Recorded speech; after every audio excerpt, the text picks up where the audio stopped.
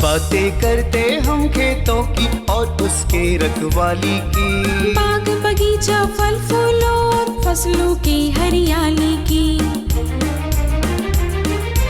हम बीजों की बातें करते उत्तम जल संसाधन की, हम तकनीकी बातें करते फसलों के उत्पादन की।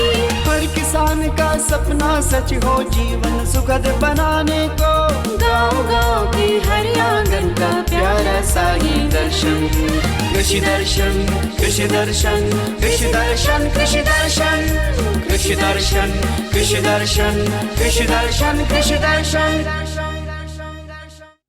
फल उगाए, सब्जी उगाए, उगाए गेहूँ धान, अपनी माटी को सींचे, भारत की बढ़ाए शान। ये हैं हमारे किसान। कृषि दर्शन कार्यक्रम में आप सभी किसान भाई बहनों का स्वागत है। रूपा भोजी का जोहार, नमस्कार। तो चलिए आपको लिए चलते हैं कृषि समाचार की ओर। नमस्कार, कृषि समाचार में आपका स्वागत है। मैं हूं दिव्यांशु। आइए देखते हैं आज कृषि समाचार में क्या है खास।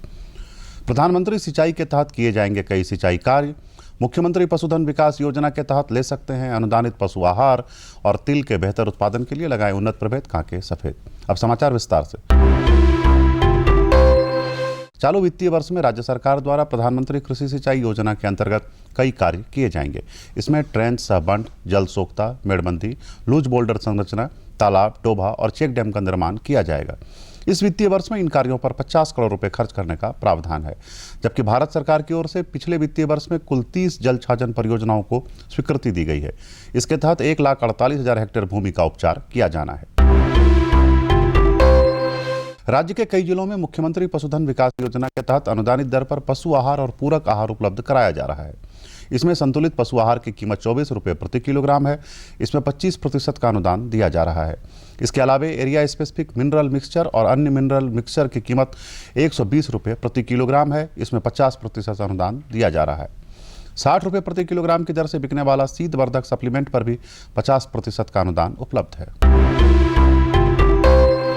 राज्य के जो किसान सब्जी फसलों की खेती करते हैं, वे अपनी फसलों से बेहतर उपज लेने के लिए सीधी बुआई न करके बिचड़ा रोपाई करें। बिचड़ा उत्पादन के लिए लो टनल, नेट शेड या पॉली हाउस का उपयोग कर सकते हैं। किसान भाइयों, आप अपनी आर्थिक स्थिति को ध्यान में रखते हुए संरक्षित संरचना में या खुले खेत में बेड़ बनाकर सब्जी का बिचड़ा तैयार कर सकते हैं। संरक्षित संरचना में बिचड़ा करने से वो जल्द तैयार होंगे, साथ ही उनमें रोग और कीट लगने का खतरा कम होगा।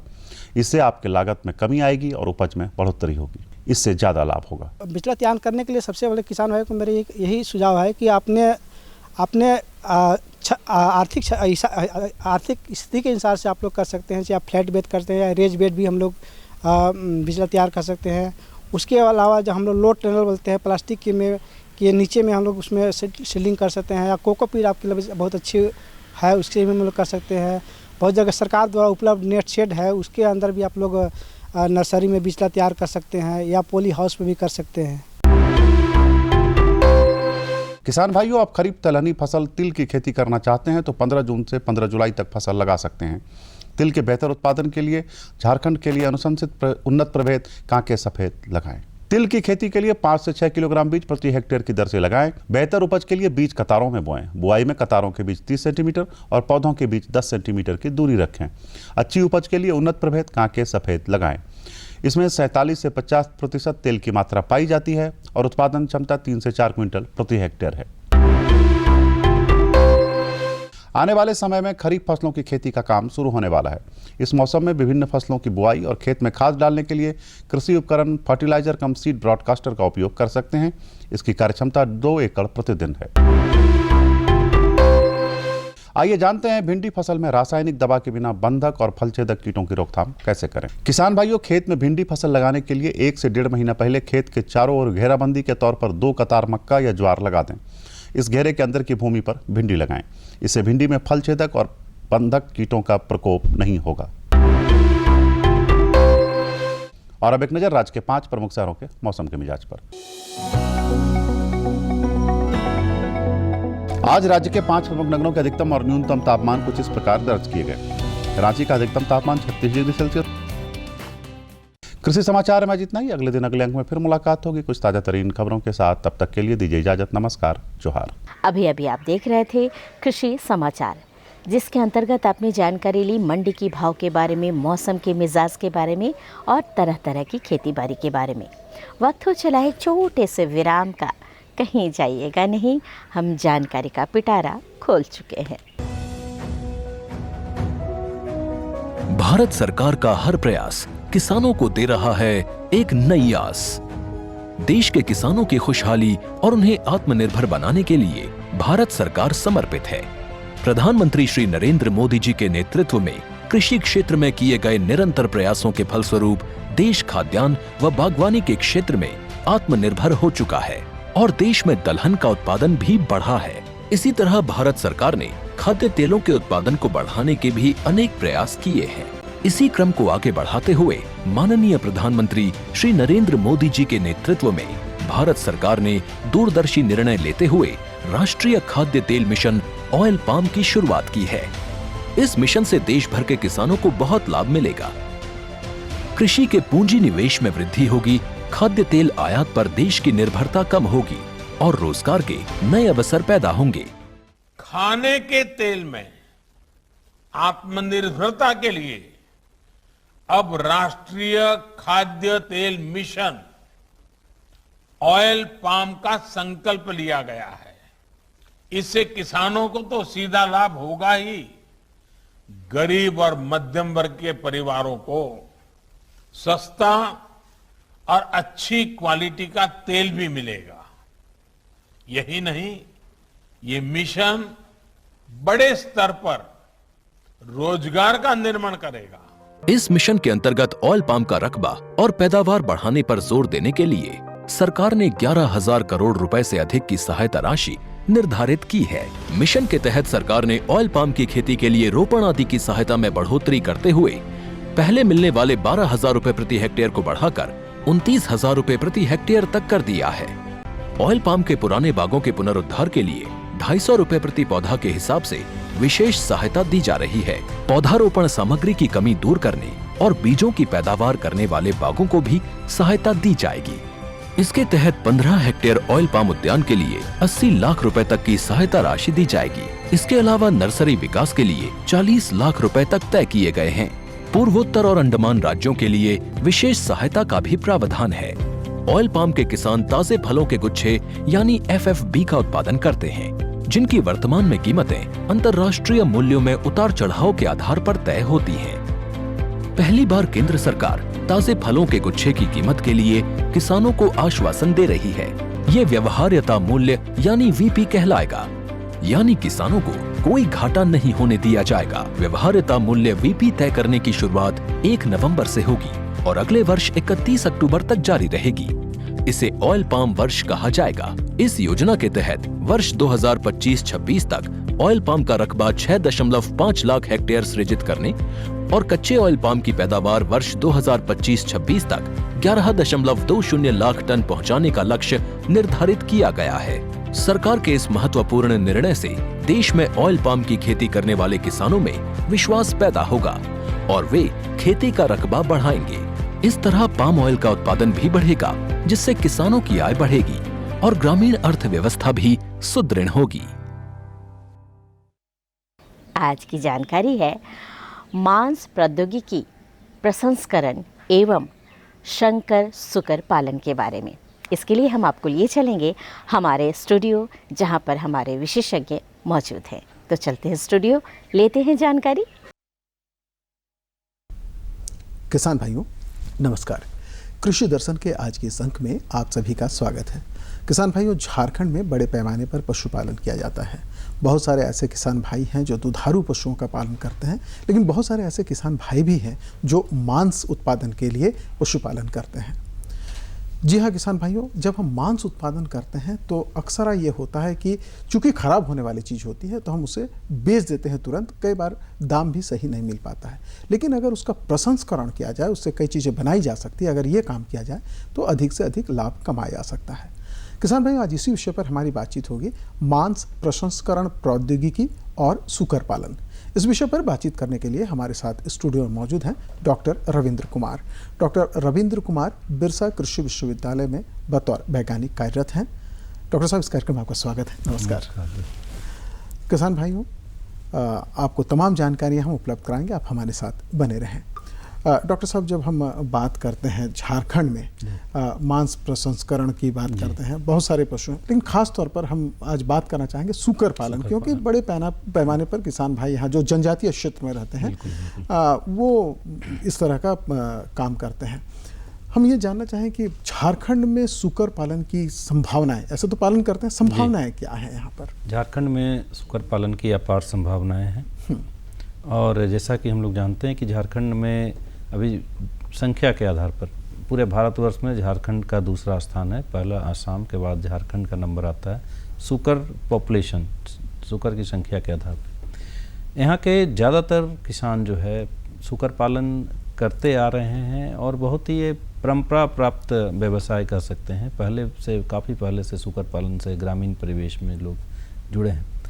अभी सूकर पालन लोग वैज्ञानिक तरीके से कर रहे हैं, उत्पादन बढ़ गया है, ज़्यादा उत्पादन कर रहे हैं, आमदनी बढ़ गई है और अभी हमारा जो सूकर का एक्सपोर्ट भी कह सकते हैं कि दूसरे राज्यों में हमारे यहाँ से सूकर मांस या सूकर मांस के लिए जो तैयार करते हैं दूसरे राज्यों में भी जा रहे हैं। इसका सबसे बड़ा कारण है कि हमारा जो झारखंड में जो बड़ी संख्या में लोग सूकर पालन से जुड़े हैं और इसका एक सबसे बड़ा कारण है कि सूकर पालन की संभावनाएं अधिक है और ज़्यादातर लोग इससे जुड़े हैं और से आमदनी भी अच्छा खासा कर रहे हैं। तो इसका जो मुख्य कारण है कि सूकर जो है एक बहुत ही हार्डी एनिमल है और इस सूकर पालन में इसमें जो है कि बीमारियां कम होती है सूकरों में और पशुपालक जो है बीमारी से ही परेशान होते हैं और पशु में बीमारियां कम हो तो उसको लोग अडॉप्ट करते हैं इजीली। ये एक बहुत बड़ा कारण है। दूसरा है कि तेज़ी से बढ़ने वाला पशु है, ज़्यादा बच्चे देती है, यानी इसका ग्रोथ इतना ज़्यादा होता है जिससे किसानों को अधिक आमदनी होती है। इस तरह से बहुत सारे किसान, बहुत सारे एजुकेटेड यूथ इससे अभी जुड़ रहे हैं और सूकर पालन से अपना करके, वैज्ञानिक तरीके से अपना करके अपनी अच्छी आमदनी कर रहे हैं। बिल्कुल। डॉक्टर साहब, जब हम सूकर पालन की बात करते हैं तो झारखंड जैसे राज्य में आपने बताया कि बहुत संभावनाएं हैं जी। किस तरह के नस्लों का पालन किया जाना चाहिए ताकि ज़्यादा से ज़्यादा मांस उत्पादन किया जा सके? जी, जैसा कि हम लोग जानते हैं कि झारखंड में सूकर पालन बहुत पहले से किया जा रहा है और ज़्यादातर लोग अभी भी आप देखेंगे तो 70 से 75% लोग देसी सूअर का पालन करते हैं। तो देसी सूअर जो है कि देखा जाता है कि ये इसकी ग्रोथ या बच्चे देने की क्षमता कम होती है। तो अभी बिरसा कृषि विश्वविद्यालय के वैज्ञानिकों के सहयोग से झारसुक एक संकर नस्ल का सूकर का इजाद किया गया है, विकसित की गई है प्रजाति और ये प्रजाति इतना ज़्यादा पॉपुलर हो रहा है कि इसका सारे किसान अब देसी की जगह इसका पालन कर रहे हैं और ऐसा देखा जा रहा है कि देसी की जगह अगर आप झारसुक नस्ल का, उन्नत नस्ल का सूकर का पालन करते हैं तो 3 से 4 गुना आमदनी हमारे किसानों को हो रही है। इसका कारण है कि तेज़ी से बढ़ना, ज़्यादा बच्चे जो है कि देना, ये एक कारण है। और ये जो झारसुक सूकर है ये चूँकि ये काला रंग का होता है और झारखंड में ब्लैक काला रंग का जो सूकर है उसका डिमांड ज़्यादा है। यहाँ पे दूसरे राज्यों में आप देखेंगे कि उजले नस्ल की, जिसको लार्ज वाइट यॉर्कशायर या लैंडर्स जो कहते हैं, उसकी डिमांड है, लेकिन यहाँ पे ब्लैक कलर की डिमांड है। इसके कारण भी झारसुक नस्ल जो है काफ़ी पॉपुलर हो रहा है और झारखंड ही नहीं, आसपास के राज्यों में भी ये काफ़ी पॉपुलर हो रहा है। इससे पहले भी TND का भी अच्छा ये था यहाँ। तो ये जो है झारसुक जो नस्ल का सूकर है, इसके कारण यहाँ मांस उत्पादन बढ़ा है, किसानों की आमदनी बढ़ी है और किसान इसको ज़्यादा संख्या में इसका पालन करने के लिए अपनी इच्छा भी जता रहे हैं। बिल्कुल। आपने डॉक्टर साहब शुरू में ही कहा कि सूकर बहुत हार्डी किस्म का प्राणी है, इससे पालने में बहुत बच्चे होते हैं, लेकिन कई बार किसान भाई ये शिकायत करते हैं कि समस्याएं कुछ आती हैं। किस तरह की समस्याएं आती हैं और किस तरह से इससे निजात पाया जा सकता है?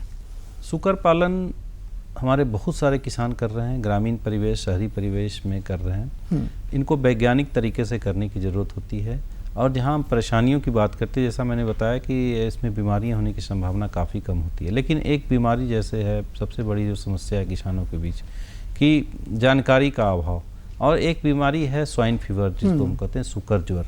ये एक विषाणु जनित बीमारी है और तेज़ी से फैलने वाली बीमारी है और इसमें मॉर्टलिटी, मृत्यु दर काफ़ी ज़्यादा होती है।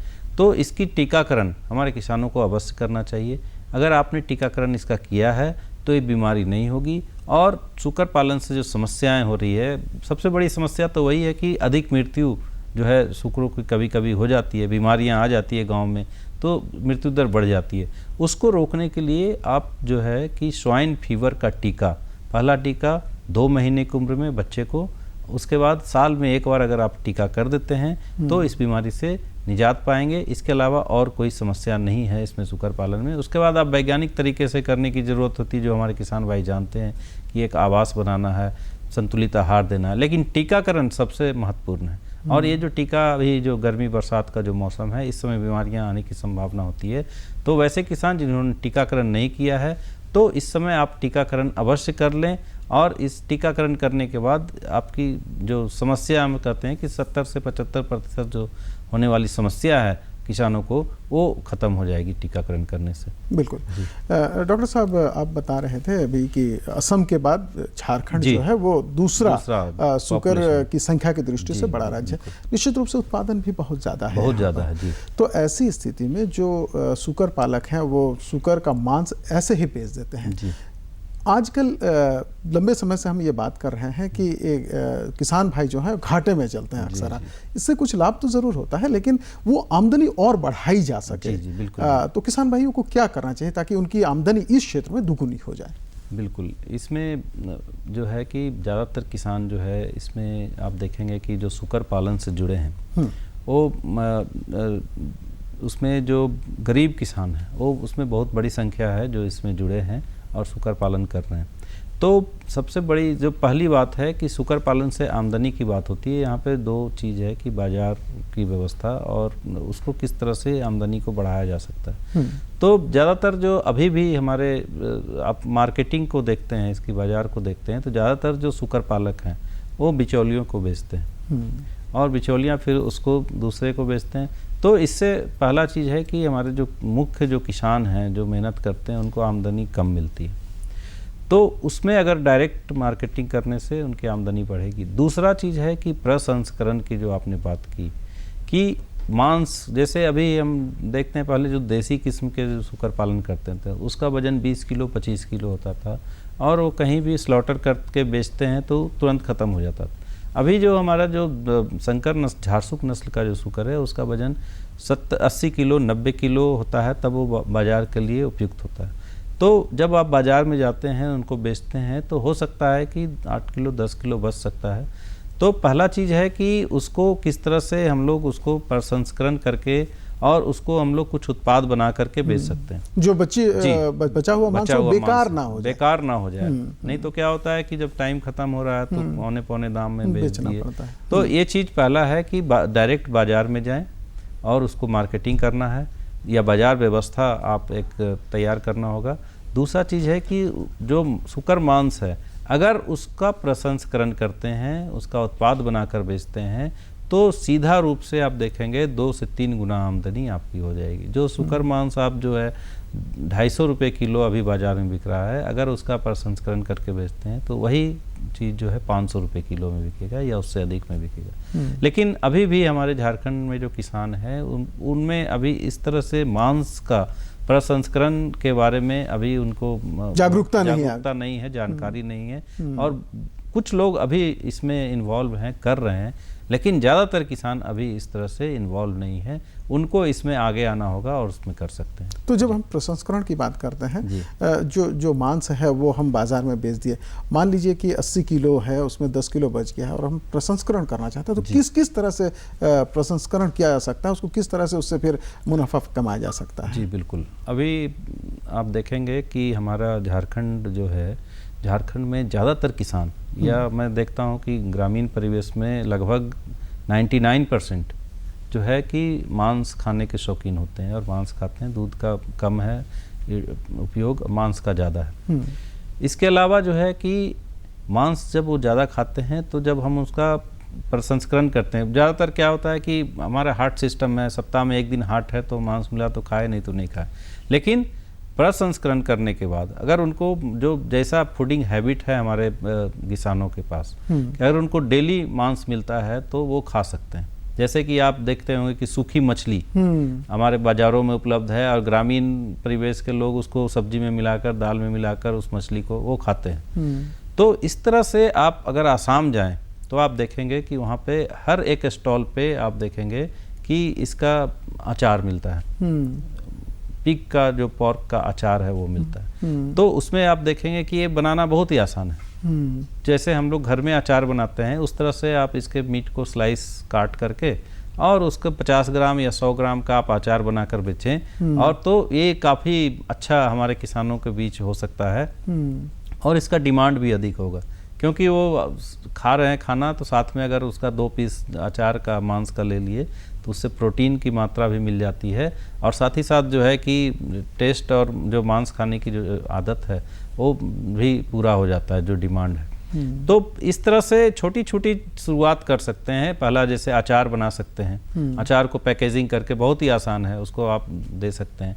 दूसरा चीज़ है कि कबाब बना सकते हैं। कबाब में क्या है, जैसे हमारे यहाँ देखते होंगे कि हर ग्रामीण क्षेत्र में, हर हाट में आप देखेंगे पकौड़ा बिकता है जी। तो पकौड़ा में आप जो है कि इसका मिन्सिंग करते हैं हम लोग, सूकर जो मांस है उसको, चर्बी को हटा देते हैं, मांस को मिन्सिंग करते हैं, वो छोटा छोटा काट करके मिन्सिंग करते हैं। मिन्सिंग करने के बाद उसको अपने स्वाद के हिसाब से उसमें मसाला डालते हैं। जैसे हम लोग पकौड़ा बनाते हैं उसमें गरम मसाला है, नमक है, गोलकी है, जीरा है, ये सब डाल करके उसको बनाते हैं, और इसको फिर अब पकौड़े के रूप में आप छान करके बेचेंगे तो ये काफ़ी ज़्यादा फायदेमंद होता है और काफ़ी डिमांड भी एक किसानों के बीच होगा। और डॉक्टर साहब इसमें एक और चीज़ जुड़ी जा सकती है कि जो बचा हुआ है उसमें महिलाएं भी इससे रोजगार प्राप्त कर सकती हैं। बिल्कुल महिलाएं ही तो ज़्यादा, आप देखेंगे कि ज़्यादातर जो है ढुसका बिकता है, तो ढुसका में आप स्टफ्ड मीट स्टफ करके भी उसमें दे सकते हैं। मोमो का काफ़ी प्रचलन है हमारा झारखंड में। मोमो में अभी वेज मोमो या चिकन मोमो मिलता है, पोर्क मोमो कहीं नहीं मिलता है। तो आप उसमें भी अगर सुकर मांस को आप स्टफ करके आप उसमें दे सकते हैं तो निश्चित रूप से ये मांग जो है कि हमारे किसानों के बीच बढ़ेगा,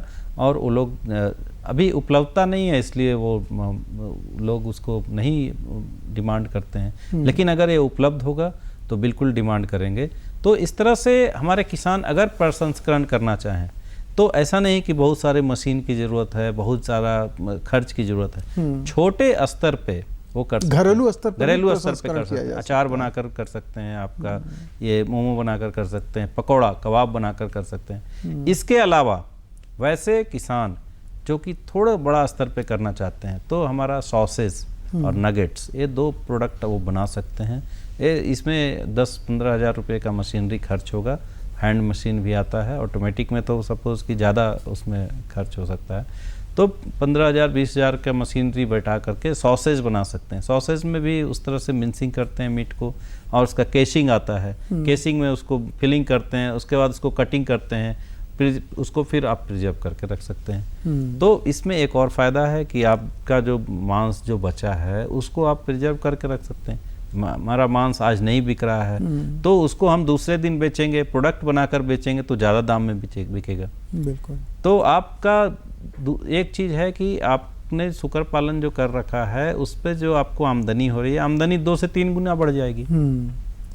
तो और घर की महिलाएं भी रोजगार प्राप्त कर लेंगी। बिल्कुल। और इसके लिए हमारे किसान जो इस सारे प्रोडक्ट की जानकारी लेना चाहते हैं, हमारे बिरसा कृषि विश्वविद्यालय बिल्कुल यही प्रश्न था कि बहुत सारी जानकारियां किसान भाई नहीं मिल पाती हैं उनको। उत्पादन तो करते हैं, सुकर पालन करते हैं, कई बार मध्यस्थ होते हैं, ब्रोकर होते हैं, उनके हाथ से बेच देते हैं या बाजार में जाकर उसको ये कर देते हैं। लेकिन जब हम प्रसंस्करण की बात करते हैं तो बहुत सारी जानकारियां उनको नहीं मिल पाती। तो ये जानकारियां वो कहाँ से प्राप्त करें, ये बहुत महत्वपूर्ण बात है। हमारे ये अगर इस तरह से हमारे किसान कोई भी इच्छुक हैं और प्रसंस्करण में जाना चाहते हैं, करना चाहते हैं, छोटे स्तर पे, बड़े स्तर पे, तो आप बिरसा कृषि विश्वविद्यालय के जो सुकर प्रजनन प्रक्षेत्र है वहाँ आकर के जानकारी ले सकते हैं। हमारे यहाँ एक विभाग है, LPT कहते हैं उसको, तो वो विभाग में इन सब बातों को ही बताया जाता है कि किस तरह से हम मांस के अलग अलग प्रोडक्ट तैयार कर सकते हैं। तो आप वहाँ से भी प्रशिक्षण ले सकते हैं, सीख सकते हैं। हम लोग का पूरा सहयोग हमारे किसानों के लिए होगा अगर कोई भी किसान आना चाहते हैं। कुछ किसान अभी कर भी रहे हैं जो हम लोगों से कांटेक्ट में हैं और वो पालन करके और उसको प्रोडक्ट बना करके वो सेल कर रहे हैं और काफ़ी फायदेमंद है। दूसरा चीज़ है कि अभी भी आप देखेंगे कि प्रसंस्करण की बात करते हैं तो एक तो ज़्यादातर जो शुकर की बात करते हैं तो ज़्यादातर आप देखेंगे बाजार में कच्चा जो मांस होता है वही बिकता है और उसका कोई भी प्रोडक्ट नॉर्मली तैयार नहीं होता।